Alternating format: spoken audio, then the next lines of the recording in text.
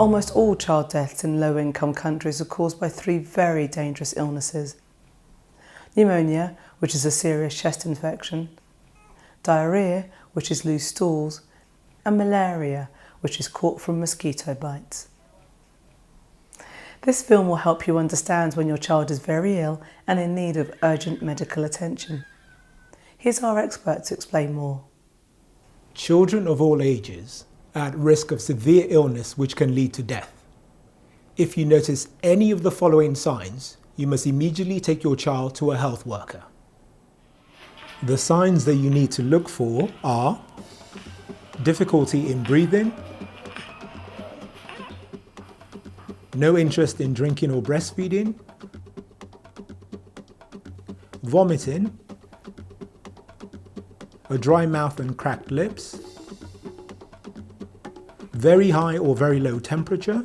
For example, does your child feel much hotter or colder than normal?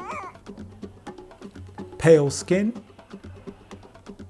blue lips, irritable or upset behavior,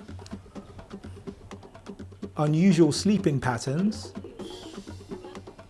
unconsciousness, which is when your child cannot be woken up, fitting, or violent shaking of the body and limbs or arms and legs. My baby had blue lips and I didn't know that this is a problem. The community health worker told me to go to the hospital. My daughter didn't do breastfeed. It was unusual for her, but I didn't know it was dangerous. If your child has any of these signs, you must immediately take them to a health worker. And remember, even if you think your child is ill, then you must keep giving her fluids such as breast milk or other safe fluids like cooled boiled water. If she feels cold, wrap her so she is warm. But if she feels very hot, don't wrap her at all. So now we understand the signs of serious ill health in the child. We're ready to learn more about malaria, a dangerous disease that's caught from mosquito bites. If your child has a fever, take them to the health post at once. Fever may be caused by lots of different infections, including malaria. Malaria can become very severe in less than 1 day. If this happens, your child is at risk of death. She may have fits. This is when a child shakes without control and becomes unconscious, which is when the child cannot be woken up.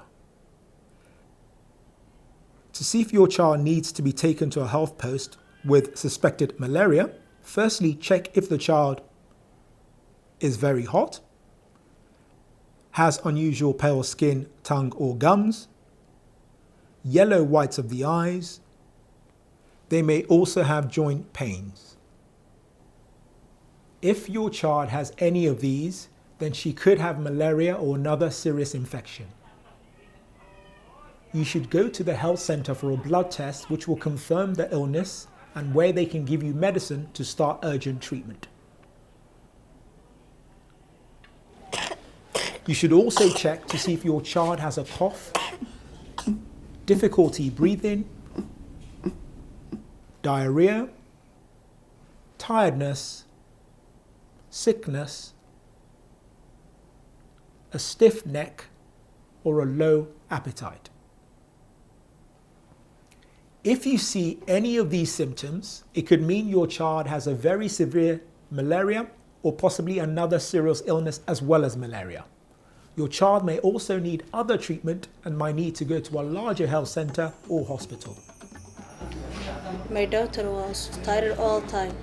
This means she had a malaria or anemia. I have to take her to hospital. My child have a fever which coming and going.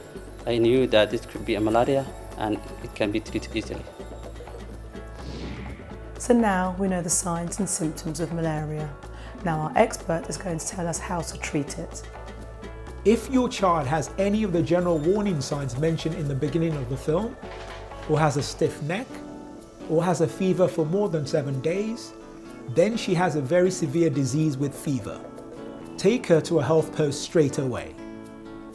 If you can, Quickly find a health worker who will give your child a malaria medicine whilst you're on the way to the nearest health post. They may also give you another medicine called antibiotics to make your child better alongside paracetamol to help the fever. But you must still go to the nearest health post as quickly as possible. As we've said before, malaria is a very common and life-threatening illness, so let's hear how to avoid catching it. Malaria mosquitoes grow in standing water, so don't let water stand in containers like old tin cans or other rubbish that can collect rainwater. Use insecticide-treated nets. These need to be treated and repaired every year or they won't work. Understand how to properly use mosquito nets. Use anti-mosquito sprays in the home. Tuck the net under the bedding so mosquitoes can't get through and place over the child every night. So now we know how to check for the symptoms of malaria, how to treat the condition, and most importantly, how to prevent getting it in the first place.